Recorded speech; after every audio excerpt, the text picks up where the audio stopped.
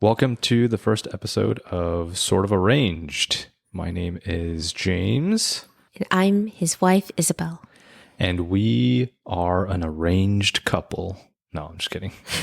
So we're sort of arranged, which is one of the reasons why we decided to name the podcast not Arranged, but Sort of Arranged. I guess the topic of this episode is just to introduce ourselves and to talk about what future episodes might entail. And I guess we could start off by saying that we are Korean American. We are Christian. Well, I think Isabel's more Christian than I am. That's what I always think. And the way that we first met was through our parents, which is not typical these days. It might have been a lot more typical back in the day, or in other cultures, other Asian cultures. We can talk about Indian matchmaking later, our favorite show right now, even though we've already finished the second season. But yeah, we were introduced by our parents. When I was thinking about getting married, this was, I guess, when I turned 30. I knew right off the bat that one of my main priorities was to find somebody that would mesh well with my family. I did not want any kind of drama or bad blood or bad relationships between the in-laws. I wanted that part of my future marriage to be a non-issue. And so the best way I thought of accomplishing that was to first ask my parents who they knew. And luckily for me, my parents are pretty well connected. They are elders in our church, and Can I just say something? I will say No. that the way that James thinks about, or at least what guided him in asking his parents because he wanted peace between the families. I will say that that's not a very typical way that a lot of people think. So when James said that, that was a big guiding factor in his decision, that definitely was interesting. I found that interesting. I'm special, is what my wife is saying. So yeah, it is atypical. And to be honestly, I feel like introducing this story of how we met also, I think, explains a little bit about who I am and how I think. And I'm not saying I'm anybody special or unique or whatever. I think there are a lot of other people that also think the way that we do.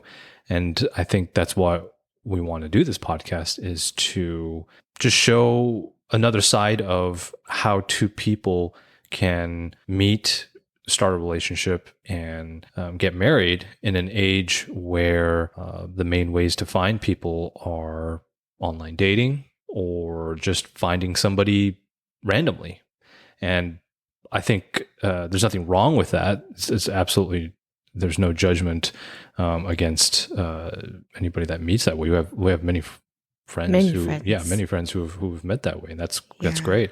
But I've always thought to myself about how unique it is the way that we met. When we explain to people, because everybody asks, when you first meet a new couple or somebody, like when they ask how you met, the shorthand version that I always say to people is, well, we met through our parents. And that always gets a reaction out of people.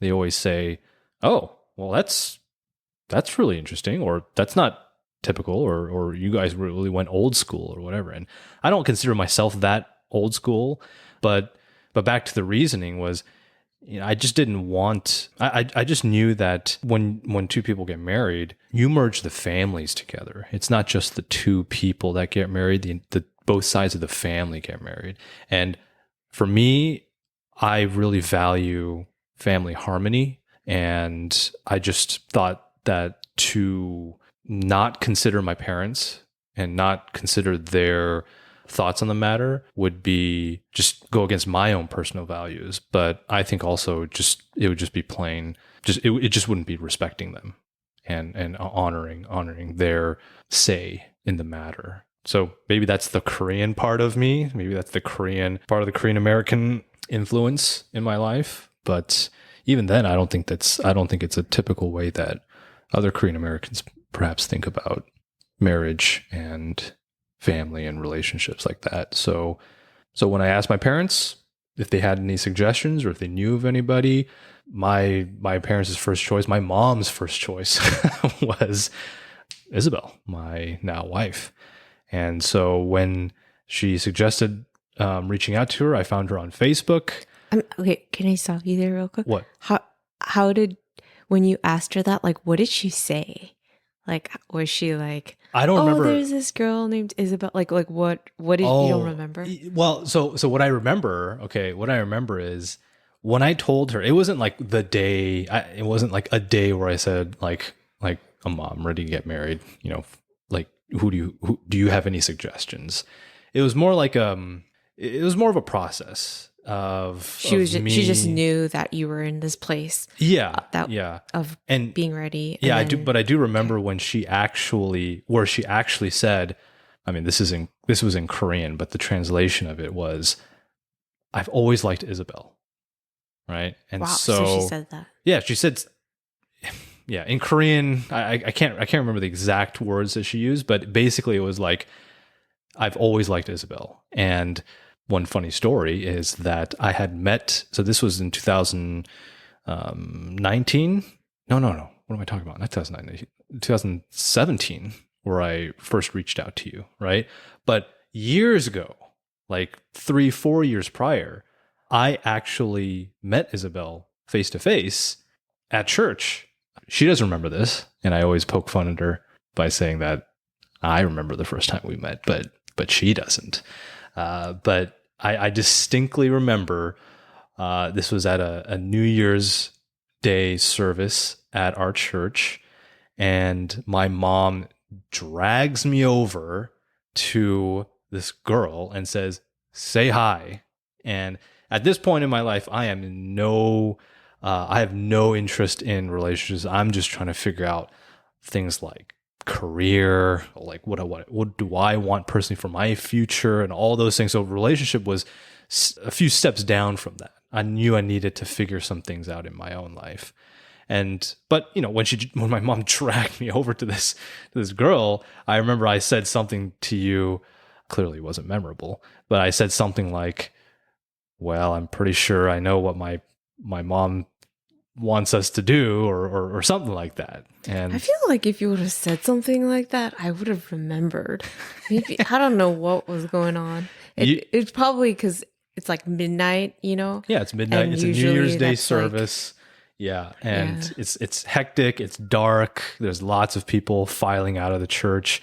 But yeah, I remember exactly where it happened at And our you're church. absolutely positive that it was me. Oh yeah, because your mom was right there too. So You're absolutely positive it was my mom. yes, your mom is very distinctive Okay. looking, and you guys both look very similar too. So, but yeah, she doesn't remember anything about that, which I don't blame. I wasn't very memorable. So, yeah, but years now, fast forward to 2017, when my mom said that, I took that suggestion much more seriously this time. So before it was, I think she was just trying to get me to say hi and whatever. It just wasn't the right place, right time.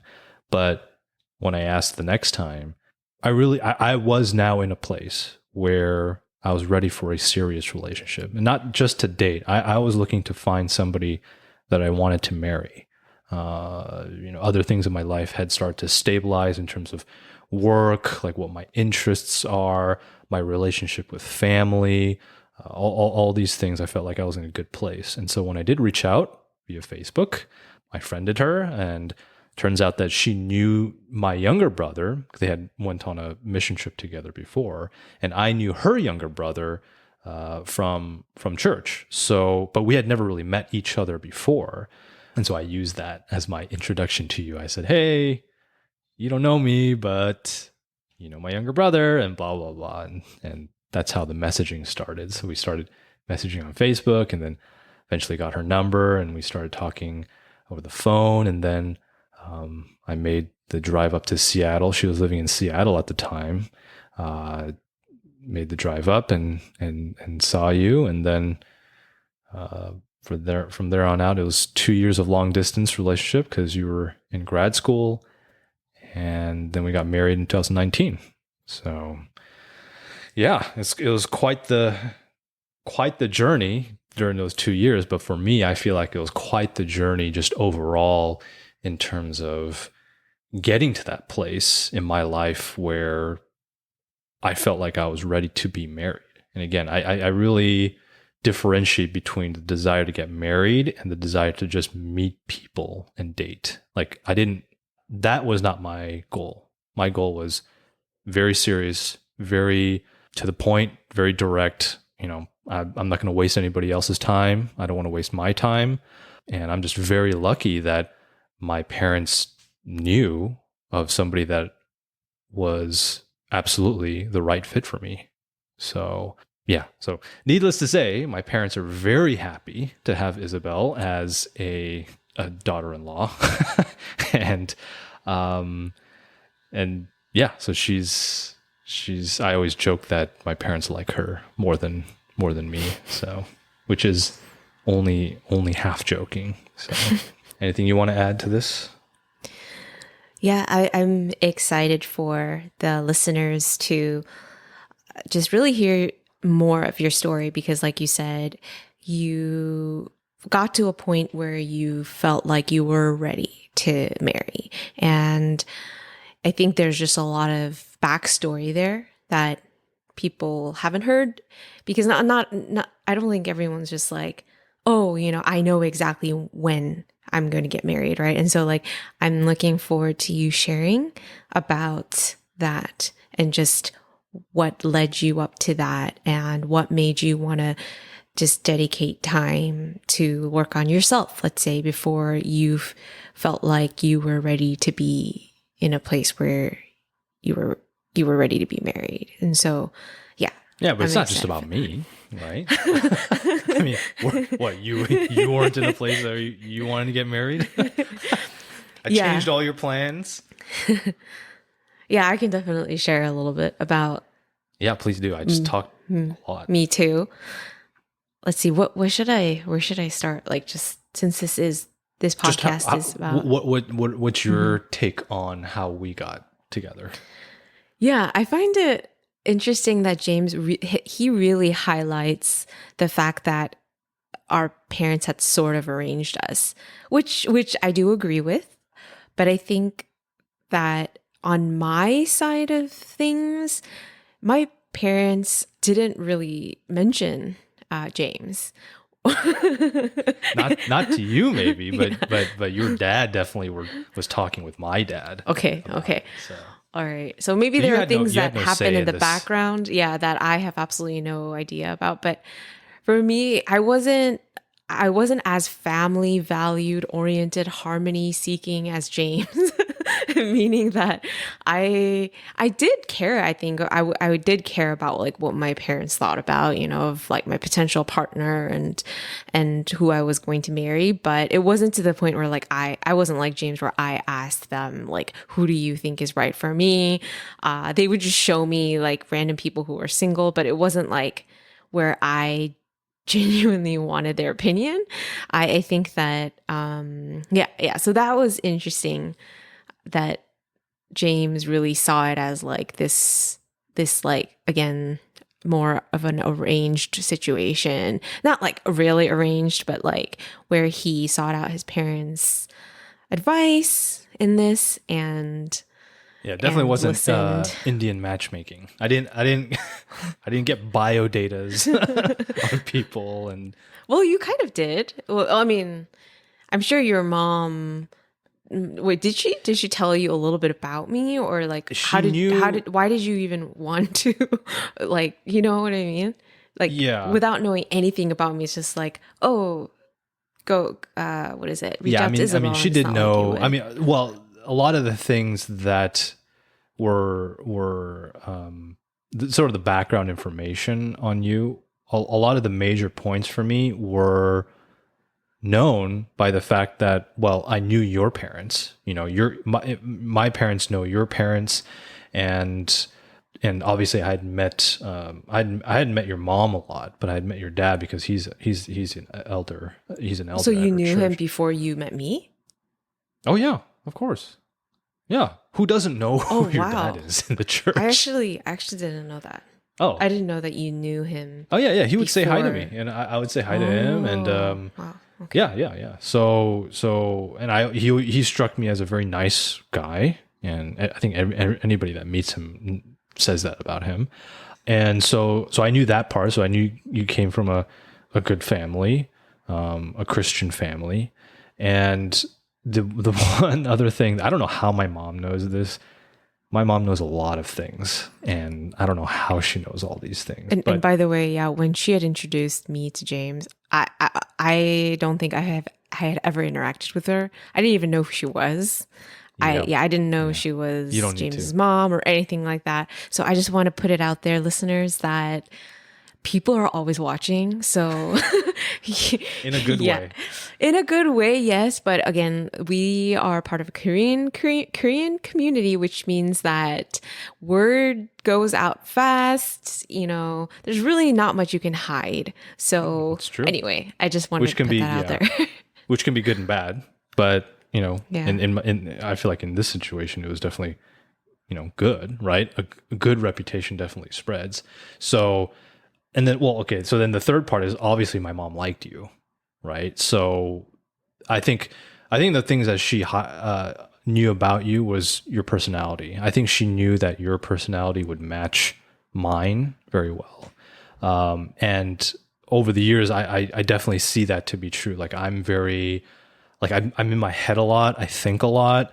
I'm pretty, okay, believe it or not, I'm pretty quiet. I mean, I know on a podcast you're supposed to talk a lot, but I don't usually talk a lot, and I think a lot of people around me would say that. So there's that, and then I think she knew that the person that would be a good fit for me would be somebody that's not so much in their head, who is warm, right, welcoming, and somebody that could melt my cold heart. No, I'm just kidding. So yeah, and then I don't know how she knew this, but she knew that you were interested in psychology. So, which I thought was interesting because at that time I was debating whether or not I wanted to go to Yeah, I grad remember school. that was actually more than you talking about my younger brother. I remember that was what you had started like a message with, like saying like, "Oh, I see you're interested in psychology." And anything That to was- create a connection. But yeah, I did take. I originally was going to be a psych major in college, and so yeah, so I had a lot of interest in that, and that again, of course, when I saw you on Facebook, like I saw how you looked, and I was like, all right, let's do this. she's all right. She's all right. Okay, so the profile picture that I saw had her and somebody else in it, and let's just say I'm really glad that Isabel was the person that I saw or was interested in the picture. So you genuinely didn't know which one was me? Well, because I'd never really seen you before. Oh, I mean, I'd seen you, years ago, but between the two, I knew which one was you, and I'm glad it was. I'm glad you were that one, not the other one. So yeah, all those things just were enough, obviously, to reach out to you and at least start a conversation. And I went into it just with the expectation that, okay, let's just get to know each other. I knew that she was a little bit younger than me, which was, that was something that I thought was good too. So I reached out, and my mindset was, let's just see where this goes. And the reason why I mentioned the age thing is because it's not like you're like super young, right? So that us reaching out, there's obviously an implication that we're reaching out because we're trying to figure out if this is a relationship that's going to work out or not, and that we're both mature and in a place where we're recognizing that this isn't just, hey, let's get to know each other and hang out.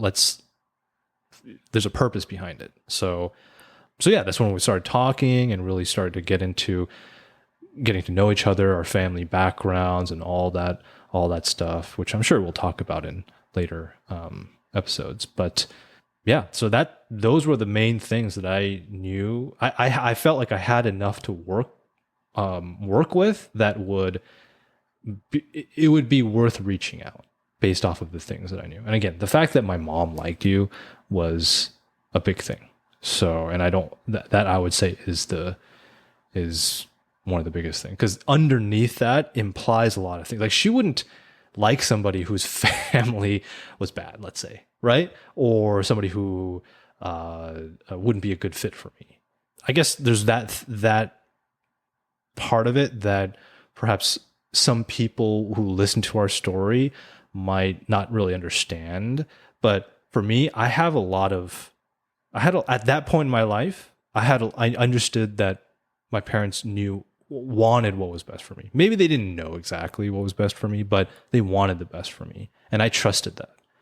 If you'd asked me like 10 years before, I don't think I would have been in a place to say that.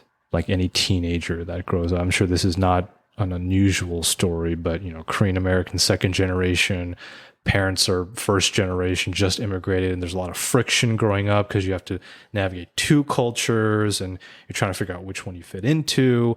A lot of butting of heads. They didn't want me to be in any kind of relationship in high school and all those things, and so it took a lot of. I felt like my 20s were spent.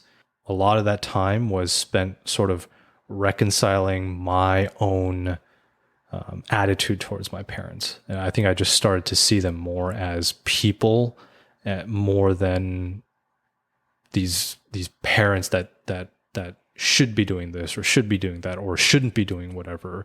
I stopped having those kind of expectations. I kind of just accepted them for who they are. And so through that, I just understood how much they loved me and how much they wanted the best for me. Yeah. At that point in my life, I was ready to involve them in this decision. And I mean, look, I don't care. Anybody that knows me, and Isabel will say this, I honestly don't care a lot about what other people think about me.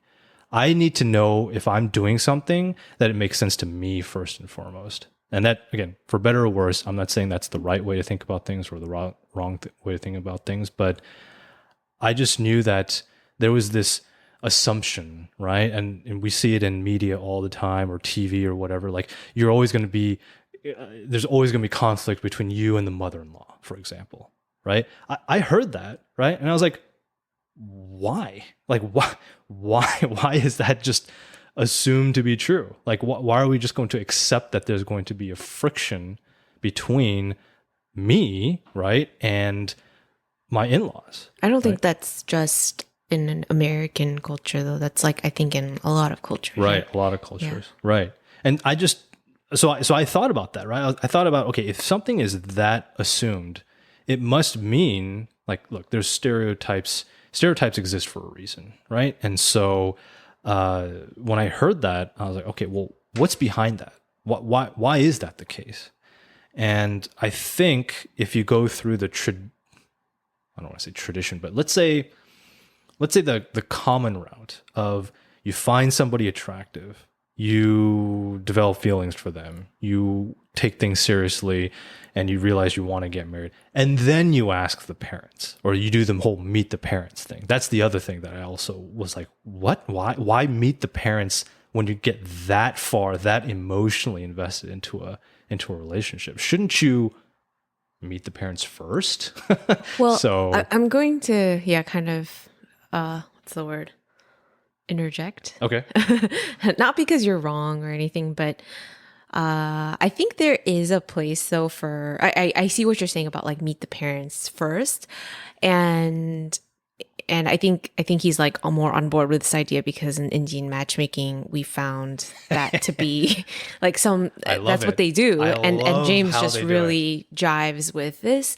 But I would say that in my opinion, I do want to be the first, what's the word, like the first filter, like, because I feel like at least this is how I interpreted it, is that when me showing the other person, my parents and me seeing their parents, I feel like that is a big emotional step forward. And like, and so that I would say that like, I am happy that I reserved that experience on yeah, until I felt like, okay, I feel like this is someone that I do really want to consider for marriage, and then kind of opening those doors. That's my opinion. Yeah. I don't think there's one way that's right or wrong, but James is just so for that like whole meet the parents first thing. Okay. Let's be honest. If I were totally for that and I put that in practice, I mean, I'm not saying True, that we my didn't really do that. the first interaction we did obviously did not involve the parents Yeah. at all. I think my parents understood that there We are certain needed some boundaries. time. Yeah. Thank goodness my parents understand boundaries, especially at this age.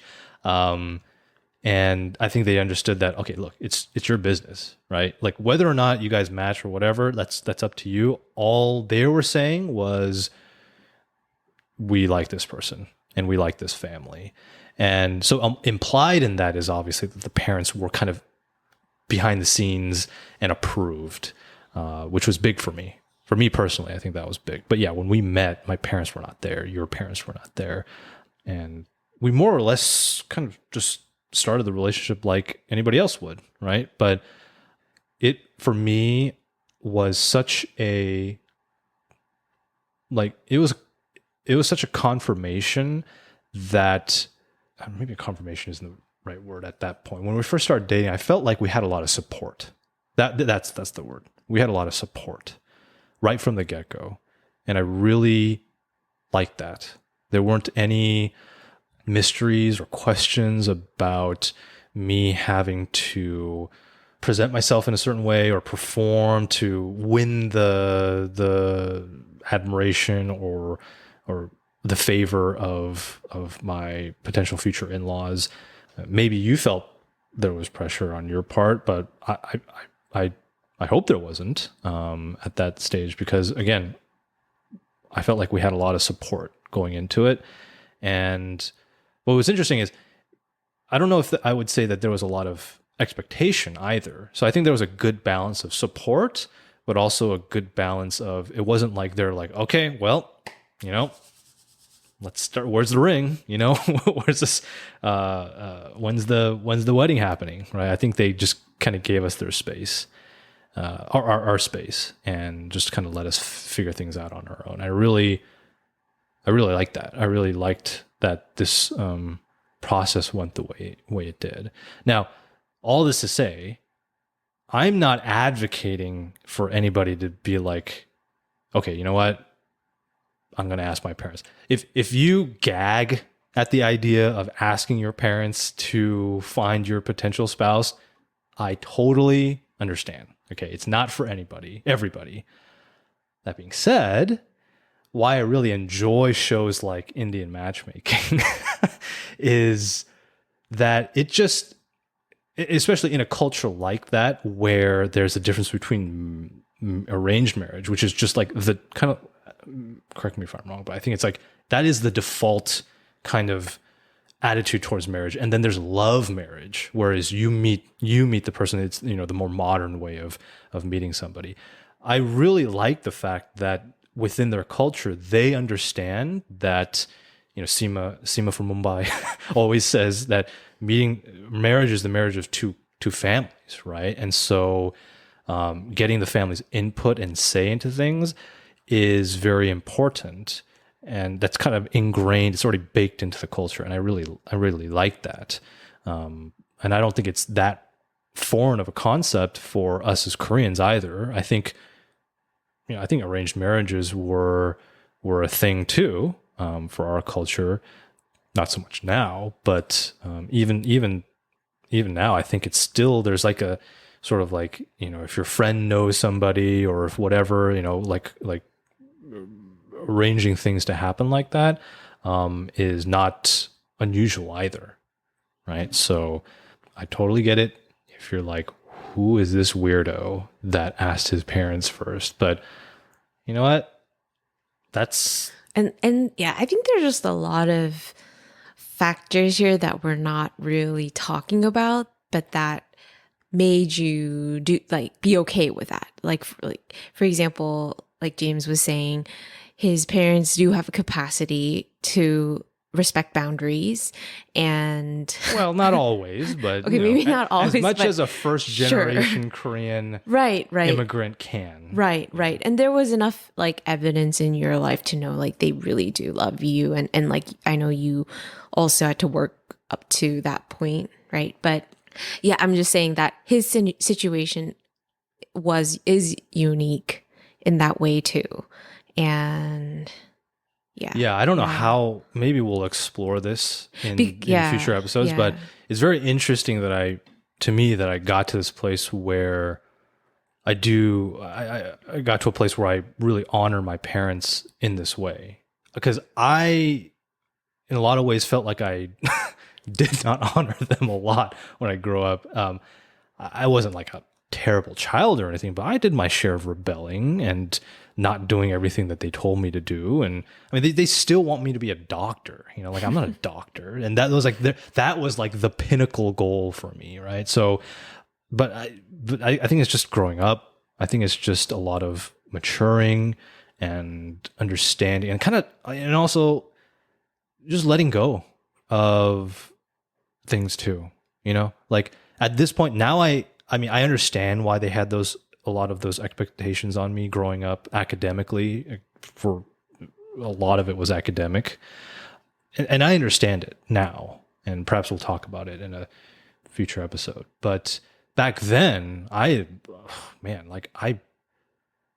despised that pressure. Like I really didn't like anything about living under them. Like, not to say it was all terrible, but a lot of my memories from like my K through 12 experience were just one expectation after another, and just dealing with a lot of pressure and growing up. And after I graduated, as I became an adult, and just start to understand what life is all about, really, I've started to just be like, look, okay, they're just doing the best they could. You know, like my parents, if they didn't move to America, they would have been farmers probably in the rural, and I mean rural, like no paved roads, no plumbing, barely have electricity. That kind of life, that kind of future would have been my future if they hadn't moved or immigrated, I should say, not moved, immigrated to the States. And so understanding that background, understanding how much education was the way out for them, really put things into perspective, and yeah, and just helped me to just be like, okay, look, all right, you went through what you did, and it is what it is. And they're people, they're human just like you, but they do want what's best for you. So yeah, I felt like that was a big turning point in my life. And I felt like when I achieved that, when I felt like that I was in that place with my relationship with my parents, that was a big confirmation that I was ready to be married. Because if I still felt that animosity towards my parents, had I gotten married with that feeling, I don't think that would have bode well for my future wife or family that I would create. Because I mean, that kind of emotion would transfer, right? And so I'm glad that I got to a place where I was able to just let go of some things. And I think, guys, just as an example, okay, of something that if you're trying to see like, okay, well, what kind of upbringing are we talking about, right? I don't know if this, I mean, every time I tell, so Isabel being a mental health counselor, when I do share some of these stories, she's like, "Oh my God, you went through that." And so, but this is just part of, again, being, in my opinion, just a being raised by Asian parents, right? I remember one time I got spanked so hard with a wooden like a what are those things, like those handheld brushes, right? Where you sweep the floor with, where you're like on your hands and knees and you sweep the floor. A wooden one of those. I got spanked so hard that that thing broke.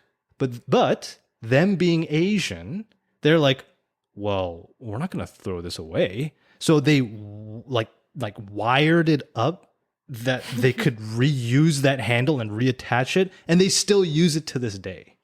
So that is the kind of Asian that I grew up with. And so I have a lot of, like, I guess you could say, if you do consider that a funny story, I have many funny stories like that. So, but yeah, I mean, those kinds of things, I mean, that was just one instance of the kind of discipline that I grew up with, the kinds of expectations, and pressures and consequences of not meeting those expectations that I grew up with. And so, yeah, I mean, again, I take those honestly as like a badge of honor now. Maybe that's not the healthy way maybe that's not the most like mentally healthy way of treating those. But for me, it's like, I like laugh at the experiences that this next generation of Korean Americans go through, like, I know I'm talking a lot, but the other funny thing that I want to mention is that, remember, so Isabel and I, we both serve in our church's youth ministry. And so we work with a lot of the 11th and 12th grade, the high schoolers. And at one of the retreats, there was a time for teachers to hold seminars on a topic that they wanted to talk about. And students could pick and choose which seminars they wanted to attend. And we did ours on honoring your parents. Because again, we felt like our story was or at least my story was a example of honoring your parents. And because my assumption was that their experience growing up was similar to mine, right? Like, they're Korean American, their parents are immigrants. They must have dealt with the same pressures and, academic pressures and whatever that I did. And so I started off each seminar. We had 3 rounds of this seminar. I started off each seminar by asking them, so do you guys deal with academic pressure and all these pressures to perform at home? Every single group said no. I wanted to beat them for them, like I was like, what are you are you guys even Korean? So I was shocked. Honestly, I've told so many other people in our church about that story, and they just laugh, right? But I'm like, I mean, it is funny, but I'm just like what? There's no, expectation. But the thing is, it's like they may not feel it in that way, but I feel like there is. Maybe. Well, I know that some certain children definitely feel that pressure. Oh yeah, sure. But for me, I felt like that was like the majority. Okay. Experience. Yeah, sure. And there were a few like pockets of kids who just didn't go through that, but all of my cousins, I felt like, did. Maybe this is just all about my family being weird, but yeah, I mean, growing up, I knew there were some families, some kids that just didn't have a lot of expectations growing up, but yeah, I that was the norm to me, and yeah, so I guess, kind of bringing it back to the sort of arranged talking about marriage and relationships and topics of self-development, self-discovery, mental health, and all these kinds of topics that we'll probably discuss on this podcast. But perhaps one of the themes is getting from that point of reconciling your attitude, or at least my own reconciliation of what I used to think about my parents and how I think about them now. So because they didn't change. I mean, they changed a little bit. I think they've definitely mellowed a bit as they've gotten older. But I think a large part of it was honestly my own attitude towards them. Yeah, and again, I'm very glad that we met the way that we did. Marriage has been such a blessing, and I really couldn't have asked for a better wife and better way of meeting my wife. Like her parents are awesome, and my parents are awesome to Isabel. To me, of course, too. But so yeah. I talked a lot. Do you want to add anything else? Oh, I think you wrapped it up well. Like, just there's lots to talk about, which I'm excited to be able to talk about. But yeah. Yeah, I think we're gonna. I mean, in terms of the audience for, maybe we'll end with this, but like, who is this intended for? Like, who are we talking to? I think first and foremost, I think we're just talking amongst ourselves, right? Just talking to each other. But who else are we talking to? Yeah.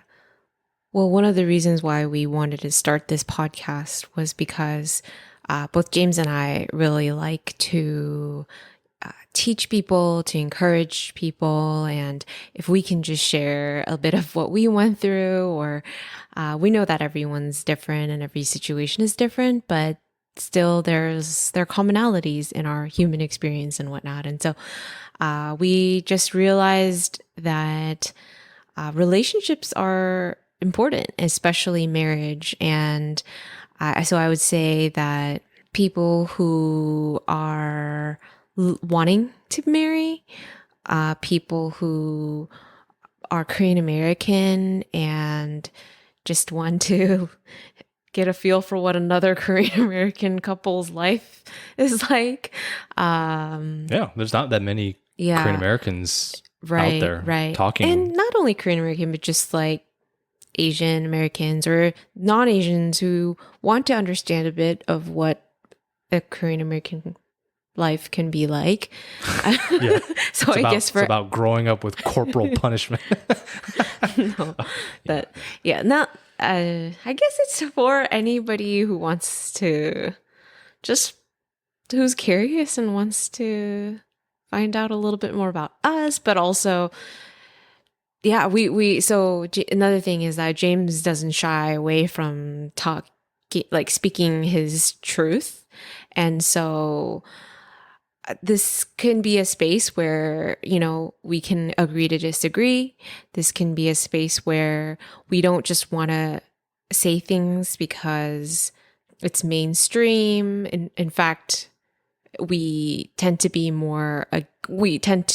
question mainstream. And so, yeah, we want this to be that kind of space. So there may be some people who are interested in that as well. Just topics like that too. Yeah. So I would say so. Yeah. I think we're going to talk a lot about relationships and navigating being, I guess, bicultural, right? Being Korean American. Married too. And we didn't quite share this, but we've been married for almost like very close to 3 years now. 3 years. So yeah, I think that's something to put out there. So we're relatively new in figuring this out, but yeah, we don't know what we're talking about. Yeah, pretty much. But it's still really exciting to be able to share what we have learned, what we are learning, what we're struggling with. We want to be real. Yeah. Yeah. I would say so too. Yeah. Yeah.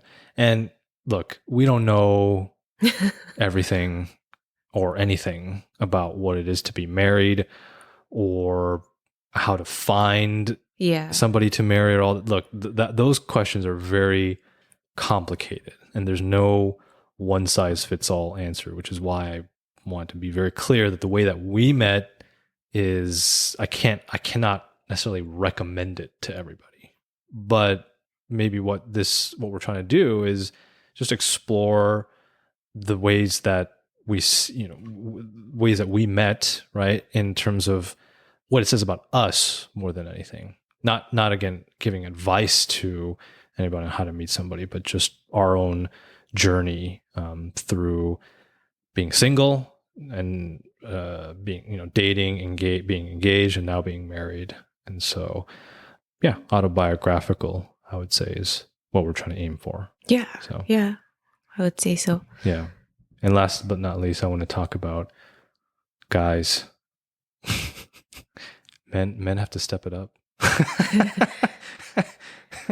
Step it up, guys. Come on. Anyway, yeah.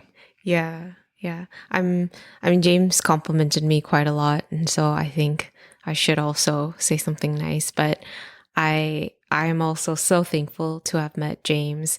I believe that this wasn't just a parental guidance thing, but truly God's provision for me.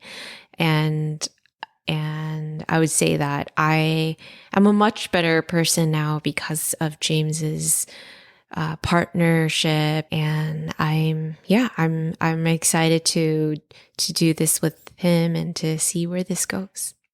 Gotcha. Thanks, babe. All right. Well, I think that's the first episode. Okay. Bye.